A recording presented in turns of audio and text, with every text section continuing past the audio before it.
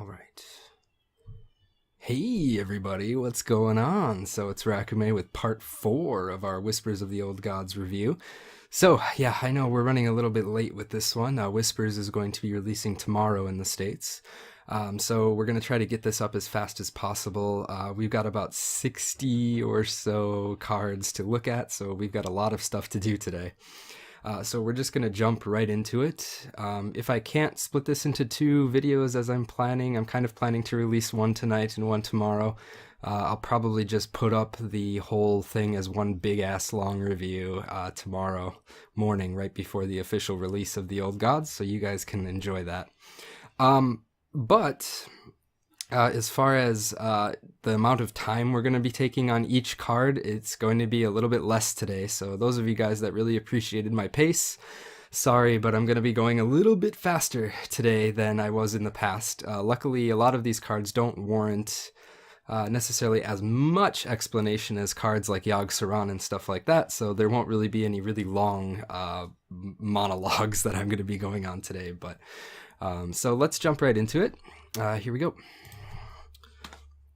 Alright, so the first card is a 4-mana 3/5 Druid card called Faceless Summoner. So your choose one cards have both effects combined.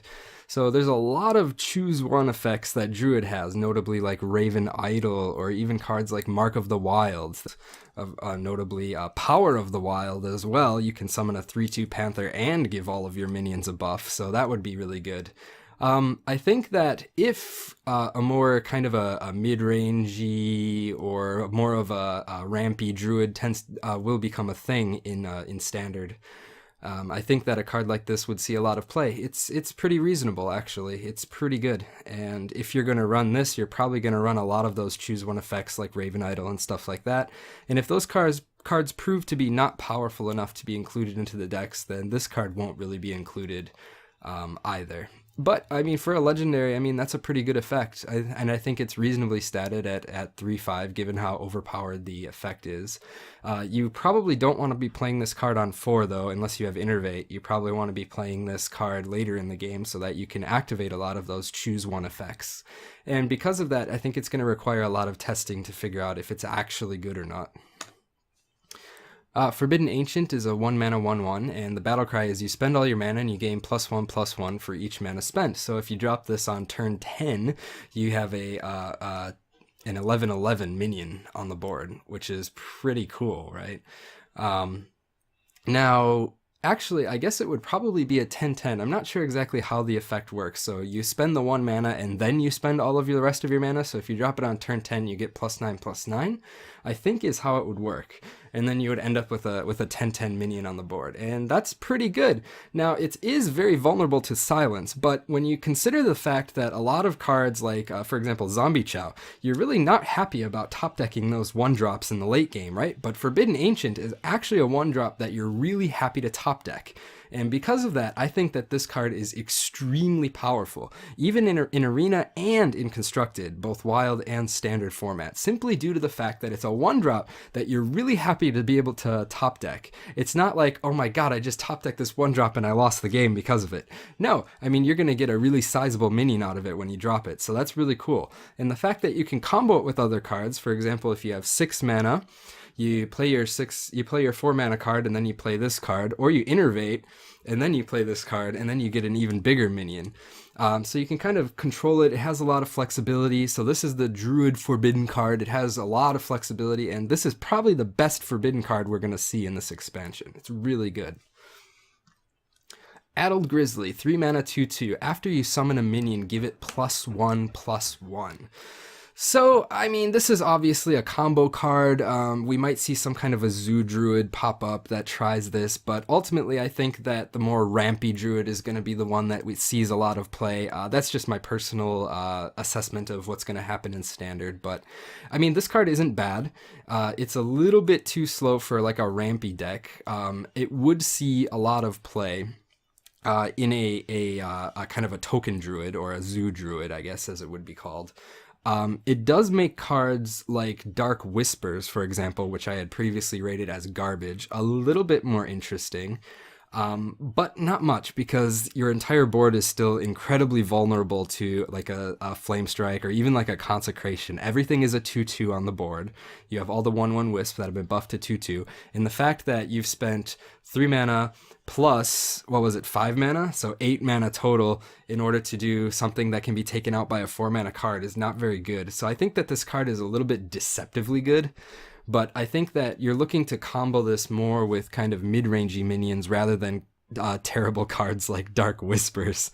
But it is okay, and I think that it will probably see some experimentation in a little bit of a faster Druid deck that runs a lot of early game. In Arena, you know, it's okay. It can be comboed, but ultimately it's probably going to be too slow. You can't guarantee that you're going to have this minion available when you have other minions to combo with it. And the stat line is just too low. So in Arena, it's probably not that great. Okay, 6 mana, 5/7 taunt, Dark Arakoa. So Battle Cry, give your Cthulhu +3/+3 wherever it is. Yeah, obviously this card is a really, really good card. You drop your 4 mana 4/5 taunt on turn 5 with Druid of the Claw. You drop your 6 mana 5/7 very fair stats taunt on 6, and you give your Cthulhu +3/+3. Yeah, that's really good. And when you consider how good the cards are, or the Cthulhu card is for Druid, right? It's the 4 mana 10 health minion that we saw previously. This card becomes even better, which makes this card really exciting. I'm really excited to try this card out with some Cthulhu decks in Druid. I think that Druid Cthulhu is going to be a little bit OP, perhaps, simply due to the fact that when you happen to get the Cthulhu minion out, yes, it's vulnerable to silence, I know that, but silence has become less good with the nerfs that we've seen. So I think that a lot of the Cthulhu potential for Druid is seriously there. And obviously this card's not going to be available in Arena, so we don't have to worry about that. 3 mana spell, Feral Rage. So you get to choose one. So notably, if you play this in combo with the new Druid Legendary that we just looked at, you would get both effects. So you give your hero +4 attack this turn, or you gain 8 armor. So essentially it's 3 mana, restore 8 health, or 3 mana, get 4 attack, and likely take out a minion. So, I mean, this card is really good for kind of a mid-rangey Druid deck, which is what the deck that I think we're going to kind of see, kind of a rampy, mid-rangey, control-y kind of a Druid deck that emerges. A lot slower than the combo Druid that is very popular, or the aggro Druid with Fel Reaver that's very popular and dominating ladder today. I think that this card is not necessarily an auto-include, but I think that it will be given some experimentation, and I think that it's a pretty sweet card. You'd be probably pretty happy to run this in Arena, simply due to the fact that for 3 mana you can probably take out most 4 drops or 5 drops in combination with a minion that you would have to sacrifice. But yeah, it's pretty good. Or you can use this as a heal. Which, if you're trying to control the game like a Cthulhu deck might be doing, this might be an inclusion in those kinds of decks, simply to as another way to stall out the game a little bit longer so Cthulhu can clean up for you. So the new Hunter Legendary is Princess Huhuran. Great name. So unlike the Brave Archer, she has to be a princess every day. That's right, niche joke that only some of you guys who are real Hearthstone fans will understand. Anyway, so it's a 5 mana 6/5, so the stat line is reasonable. The battle cry is you trigger a friendly minion's death rattle effect. Oh my god. So can you imagine playing your Savannah Highmane on 6, and then on 7 you play Princess Huhuran plus hero power? Oh my god. That's insane, right? You get your, assuming your Savannah Highmane survives, right, you get to trigger a friendly minion's death rattle effect. And therein lies the potential for badness with this card. The fact that it's really hard to combo this with any minion that has a reasonable death rattle effect. Remember that Hunter is losing a lot of the death rattle effects from previous expansions, like Naxxramas. We're losing the Haunted Creeper, we're losing the Web Spinner. And because of that, I think that this card is not as good as it seems, because a lot of the death rattle effects that you would want to use in Hunter are going to be more expensive, like a Sylvanas, if there was such a thing as a control hunter. But there's no more of that kind of stuff happening. There's no more, I should say, there's no more early game death rattle effects that are really happening that I think are going to see play in Hunter. That could change, and this might enable some kind of a feign death deck to arise that happens to be really good. I think that will definitely be experimented with in Wild, given how many amazing death rattle effects there were in Naxxramas. In Standard, though, I think it's a little bit less good due to the fact that it can't be comboed with anything that's really as good as the Naxxramas minions, except for like a Sylvanas or Savannah Highmane, which would have to survive one turn or be hit with a Thorson discount in order to be comboed. So I'm gonna rate this card as average to a little bit above average. The stat line's pretty good. It's still pretty easy to take out at 5 health though. So yeah, we'll see. I think that there will be some really cool wild decks that arise with this card, but in Standard, you know, it's reasonable, but it's not the best thing in the world. Okay, so this is one of those death rattle effects that you could possibly hit with Huhuran. So Infested Wolf is 4 mana, so you could get a 10 mana combo, right, with Infested Wolf. The problem is that Infested Wolf is a 4 mana 3/3, which is really bad, and then it summons 2 1/1 spiders, so it's kind of like a 4 mana 5/5. The only thing that makes Infested Wolf good is that the spiders that it summons are actually beasts, so that's not a bad thing. That's actually a really good thing for Hunter, so it's kind of a way to ensure beast synergy for things like Kill Command. Do I think that this card, though, is good enough to be included in those kinds of decks like Face Hunter that really, really want to have that beast synergy for Kill Command and things like that? Maybe not. The whole 4 mana thing is a little bit perhaps high curving for the Face Hunter deck, and the fact that it's only a 3/3 and it summons the 2 1/1s is not that great. It's definitely no Haunted Creeper, let's put it that way. It might see that if we see that beast synergy is simply that crucial to those kinds of decks moving forward. I think it will be tested. I don't think it's going to see a lot of play though. I'm rating this one pretty lowly. In Arena, you might pick it. It's reasonable. It's kind of a 4 mana 5/5. It can help you trade and things like that. So yeah, it's a reasonable card in Arena, I think. So 3 mana 4/2, so it's kind of like BGH sort of, but this is the Forlorn Stalker, a new hunter minion that gives all the death rattle minions in your hand +1/+1. Okay, so with this plus Huhuran, it's pretty obvious that we're trying to see some kind of a Feign Death hunter deck arise. And I think that the Feign Death hunter deck is going to be kind of a mid-rangey deck that focuses on these kinds of death rattle, getting the most value out of these death rattle effects and just pounding your opponent with continuous arrays of minions. So it almost becomes like a zoo deck, simply due to the fact that a lot of the death rattles that we're seeing in Hunter now are minion based. Like we just took a look at the Infested Wolf that summons the 2 1/1 spiders. In Wild, you'll have access to things like Haunted Creeper, Piloted Shredder, Piloted Sky Golem, things like that. In Standard, you have significantly less minions to pull from, but I think that the fact that you can give all your Death Rattle minions in your hand +1/+1, plus put 4 attack on the board is pretty good. And in that very specific kind of deck, this card is going to see play. If that deck happens to be not competitively viable, then unfortunately this card's going to be really terrible, but I think we need to wait and see. In Arena, this card's pretty bad. I don't think you would pick it over other 3-drops. Oops, getting ahead of myself here. The 3 mana 2/5 Carrion Grub. So this is just a standard 3 mana 2/5 beast, so it's not going to see a lot of play. Yes, the health line is pretty cool and it gives more ways to enable beast synergy, but I don't think that the Hunter Beast deck is going to include this card. I don't think it'll make the cut. So 1 mana 2/1 Fiery Bat, so kind of like the Stalker from before, but or the Kobold, sorry.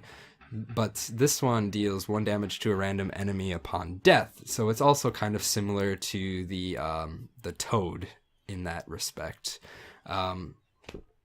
Do I think that this card is going to see play in a kind of a face deck?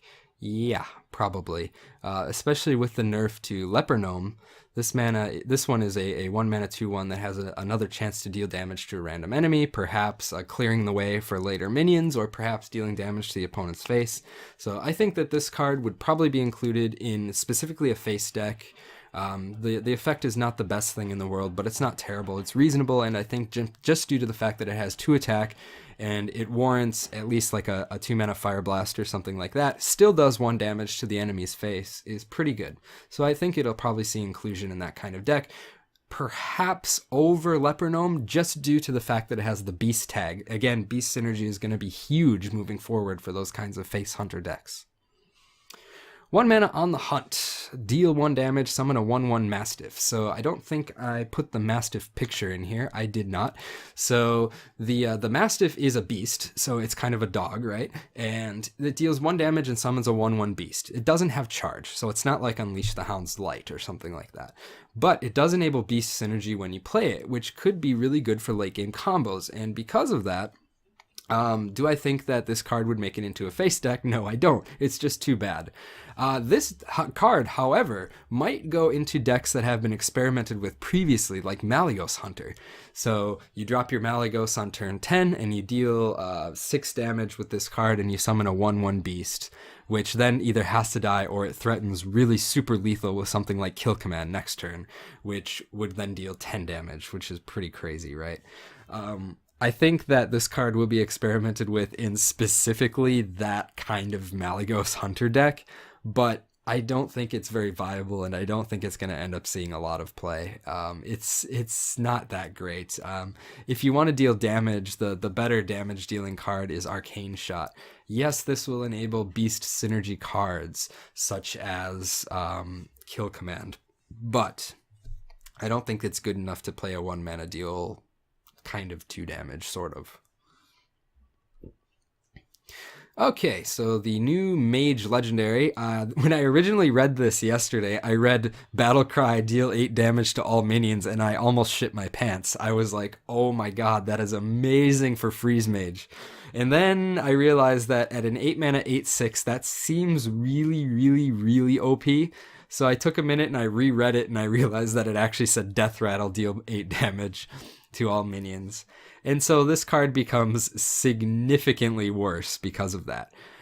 For the same reason that a card like Chill Maw doesn't see a lot of play, due to the fact that it has taunt, so your opponent has to run all of his minions into it anyway to kill it off, meaning that the AoE effect that occurs is actually not all that substantial. This is the same, except this card doesn't have taunt. It costs 8 mana, and it probably doesn't win you the game. Your opponent can just ignore this card and go face or silence it, and then you're really sad. They could even do something. Notably, though, if they do try to remove it with something like a BGH or a Siphon Soul or something like that, you are going to get the board clear effect on your opponent's board, which is reasonable, but it's not enough reason to run this card. It's too vulnerable to something like Silence. It's too vulnerable to your opponent simply ignoring it. And if you're up against like an aggro deck, it can take a long time to deal 6 damage to your own minion, right? Your opponent's just going to ignore it, and maybe they have a lot of like 2 or 1 health or 2 attack or 1 attack or maybe 3 attack minions on the board. It might take you like 3 turns just to kill off Anomalous to get that board clear effect, and you're just going to be dead by then. You might end up just hitting it with your own Fireball, and then you're just really sad that you spent 12 mana to do a board clear when you could have just put Flame Strike in your deck, right? The number 8 is significant, though, don't get me wrong. I mean, this kills giants, although things like Molten Giant with the nerf aren't going to be seeing a lot of play anymore. But I do think that the card is just too weak. I think that a card that it competes with, Ronin, which gives you 3, of course, Arcane Missile cards in your hand, which can be then comboed with Antonidas for like a super finisher, which you then toss fireballs infinitely at your opponent's face, has much more potential than this card, and even that card has been too slow. But with the format slowing down, I think that a card like Ronin will possibly see some play in Tempo Mage. A card like this would probably never see play, simply due to the fact that it's too slow to get going, like I mentioned, and if it was Battlecry, although it would be too OP, it would be great, but it's not, so meh. So the 5 mana Servant of Yoggsaron. So this has a battle cry that is like mini Yoggsaron here. So it casts a random spell that costs 5 or less and chooses a random target. Without getting into the numbers too much here, this card is good or bad. Generally, it's going to have an effect that's okay to a little bit above average. There's a small chance that it's going to do something disastrous. But again, it really depends on the board state when you play it. Because the spell is random, there's so much terrible randomness that gets introduced when you play a card like this. For example, you have 3 minions on the board and your opponent has no board, and you roll a fireball. That fireball is far more likely to hit one of your minions or your face than it is to hit your opponent's one target, the face. So most likely you're going to end up fireballing one of your own minions. So if you roll a damage spell and you have a board, that's not very good. But if you roll a buff spell and your opponent has a board and you don't, then you have no targets for that buff spell, so one of your opponent's minions is going to be buffed. So, most likely. And so, is it good? It's very random. I mean, most likely it's going to work out okay for you. I mean, it might play something like Arcane Intellect, and then you're really happy that you just played 5 mana, 5/4, draw 2. In a Yoggsaron deck, which would most likely be played in Mage anyway, I think that you might run this card. Notably, the spell that it casts does not count towards your Yoggsaron spell count because you are not the one casting the spell. The servant is the one casting the spell. But I think outside of that deck, the effect is simply too random. It has too much potential to create disaster, and I don't think it's going to see a lot of play. In Arena, yeah, you'd probably pick this card all day simply due to the effect, the fact that it can blow out the game for you, possibly. 4 mana Demented Frostcaller. After you cast a spell, freeze a random enemy. I think that outside of Arena, this card won't see very much play simply due to the fact that Flamewaker costs 1 less and the ability is so much stronger. And I think that you wouldn't be able to combo this plus Flamewaker into a deck. I don't think that a minion like this would make a place in Freeze Mage. Right after this card, we're going to look at one more card, and then we'll talk about it a bit more. So let's move on. Faceless Summoner, Battle Cry, summon a random 3-cost minion. Obviously broken. This is insane. 3-cost minions include chargers like Wolf Rider, Argent Horse Rider. I don't have to talk much about this card. Any kind of mid-range Tempo Mage kind of deck is going to run this. I think pretty much the only type of mage that maybe won't run this card is Freeze Mage. I think all other mages, Fatigue, any kind of mage, Cthulhu Mage, any of those is going to run this simply due to the fact that you can blow out the game with just this one card. I would be shocked if this card, what I'm calling the new Dr. Six, doesn't see a nerf within the first couple of months of this release of the expansion. It's that insane. And I think in Arena, you're picking this all day, and in Constructed, you're picking this all day. It's that good. It's the new Dr. Six, basically. So it seems Mage is getting a lot of love in this expansion. I guess Blizzard had to consider their bottom line, where everyone just bought the Khadgar skin, so they had to get something out of it. Okay, that's just speculation. Don't quote me. Don't quote me. No quotes about that. Twilight Flamecaller, 3 mana 2/2, Battlecry, deal 1 damage to all enemy minions. It's essentially power creep on Arcane Blast, simply due to the fact that you're getting a 2/2 body on the board, plus you're dealing 1 damage to all the enemy minions. But it's not very relevant to deal just 1 damage to all enemy minions when you don't have anything to combo that with, like Execute, like Warrior has, or something like that. Overall, the card ends up being really good against aggro decks, but really, really bad against control decks, and because of that, I don't think it's going to see play. Even in Arena, I'm not sure if you would play it. You might play it simply hoping to hit something like a Worgen Infiltrator or something like that, but no, the 2/2 stat line is simply not competitive enough, and so I don't think this card is very good at all. Okay, so here is the card that I was talking about. So we're going to look at this card together with the Demented Frostcaller. So Demented Frostcaller, after you cast a spell, you freeze a random enemy. So if your opponent has one really, really large enemy on the board, you can play a sheep spell, and then shatter that minion, killing it off as kind of like maybe a 6, 7, 8 mana kind of combo. Do I think that that's good? No, I don't think so. So I think that card, simply the 4 mana card, won't see play simply because it's not powerful enough. So let's just talk about Shatter as a card. So notably, Freeze Mage has a lot of freezes, right? They have Frost Nova Doomsayer, which is a 5 mana board clear. They have Blizzard on 6, which can be comboed with things like Fire Blasting or playing cheap minions like Loot Hoarder, for example, to hopefully just then deal the rest of the damage that you need to destroy without having to use a lot of burn. But sometimes, like in Freeze Mage, a lot of times when an opponent plays something like a Sea Giant or something, like, you don't even waste your freezes on that. You just kind of let it be there. Yeah, it's doing 8 damage to you, but meh, like, you can usually close out the game before it hits you too hard. Most of the time you're kind of waiting for that board clear effect, so you want to get something like a Frost Nova Doomsayer or something. So this does give you another chance to be able to destroy one really irritating big minion if you're not drawing into your Doomsayer or something like that, so that you don't have to waste your Fireball.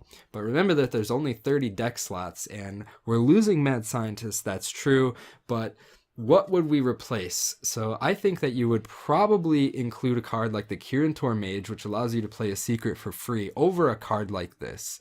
And that's simply because the board clears that Mage already has in Flamestrike, Blizzard, Frost Nova Doomsayer, things like that, are simply much better than this card. And the fact that one really annoying minion is not really all that annoying to a Freeze Mage. We're worried about a board kind of being flooded with minions, and we want to be able to take that out. Also, notably, Silence is getting much worse in the expansion, so it's quite possible that some decks will opt not to run Silence, making Doomsayer that much better.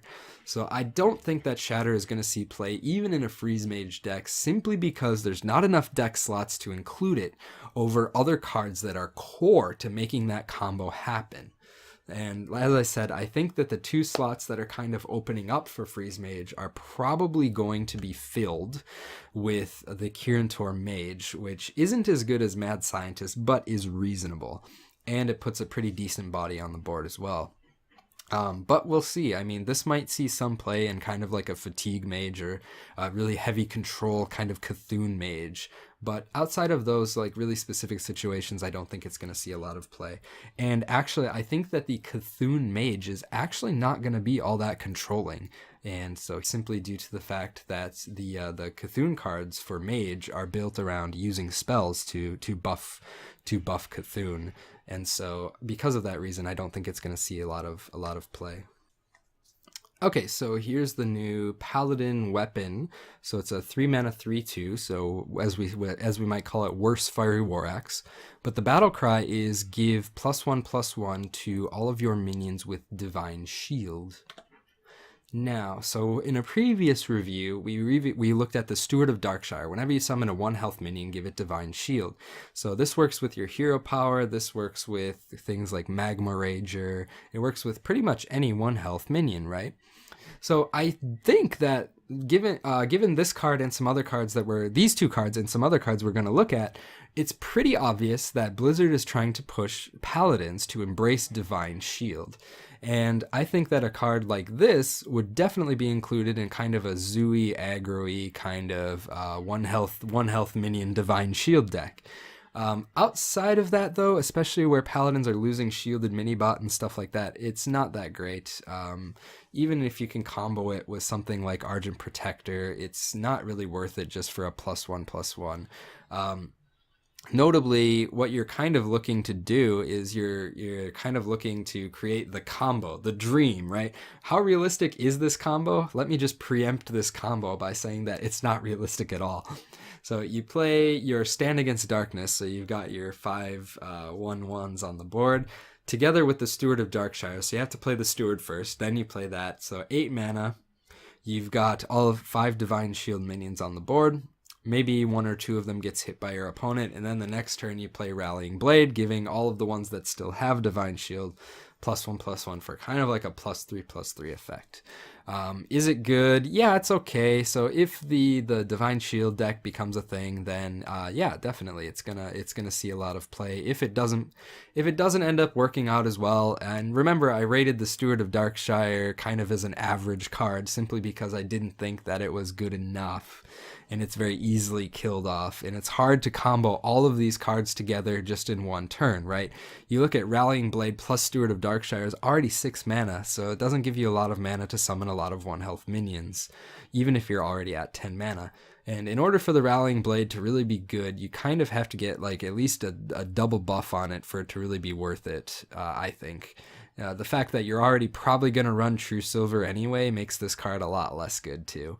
In Arena, though, especially where you can pick up cards, or even in Wild, where you can pick up cards like Shielded Minibot and a lot of other Divine Shield minions pretty happily, especially in Arena where you have like the Argent Crusader and things like that that are pretty good minions. I think the Rallying Blade is a reasonable choice for Arena.